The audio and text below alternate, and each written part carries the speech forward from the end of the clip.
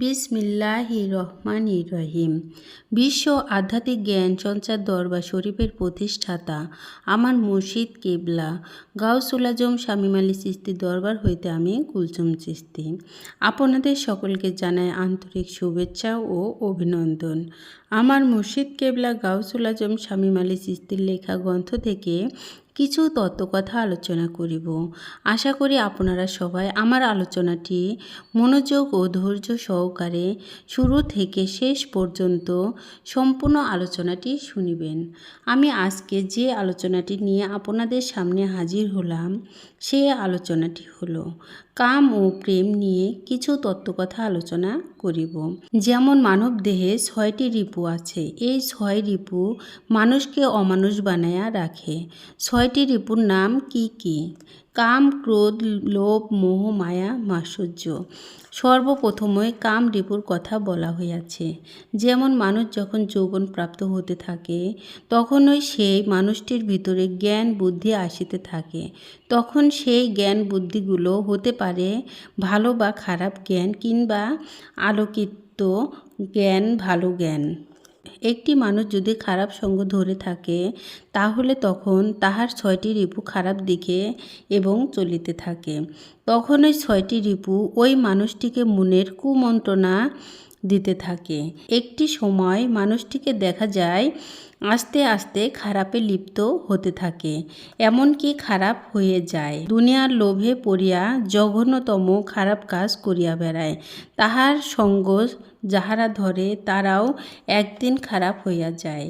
এবং এই কাম থেকে সমস্ত খাবারের উৎপত্তি হয়। যেমন একটি সুন্দরী মেয়েকে পছন্দ হলো বা ভালো লাগিল, এবার ভালোবাসিল, তখন এই বুঝতে চায় যে এই ভালোবাসা বা প্রেম কাম থেকে জাগিয়াছে। তাই এই প্রেমের নামটি হলো কাম প্রেম। এই কাম প্রেম মানুষ পৃথিবীতে শুধু খারাপে লিপ্ত হতে থাকে।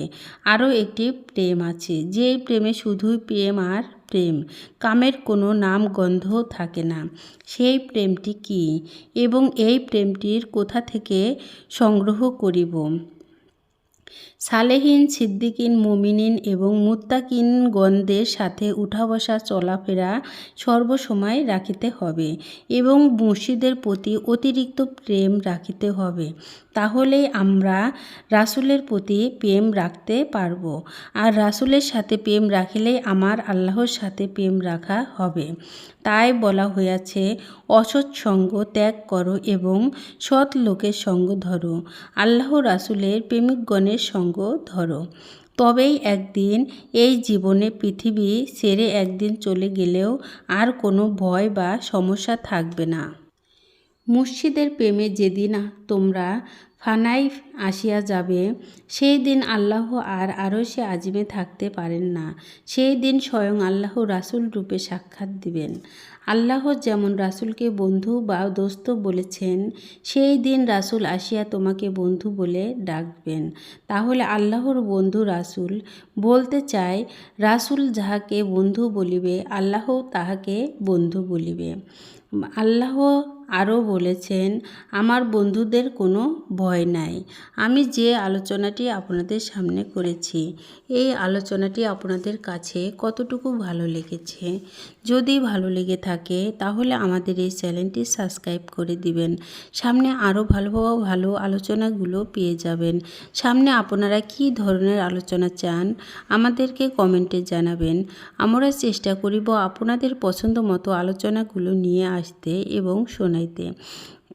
আমার আলোচনাটি করতে যাইয়া কথা ভাষার ছন্দে যদি কোনো ভুল হইয়া থাকে তাহলে আমাকে ক্ষমা ও সুন্দর দৃষ্টিতে দেখিবেন। সকলে আমার জন্য দোয়া করিবেন, আমি যেন আপনাদের সামনে ভালো ভালো আলোচনাগুলো নিয়ে আসতে পারি এবং শোনাইতে পারি। সর্বশেষে সকলের চরণে হাত রেখে একটি কথা বলতে চাই, আল্লাহ গোপনেরও গোপন। সেই গোপনকে পাইতে হলে একজন কামিল মুর্শিদের কাছে যাইয়া বায়াত গ্রহণ করে সেই গোপন ইবাদত সাধনার মাধ্যমে আল্লাহকে লাভ করিতে হবে। সকলে ভালো থাকবেন, সুস্থ থাকবেন। আল্লাহ হাফেজ।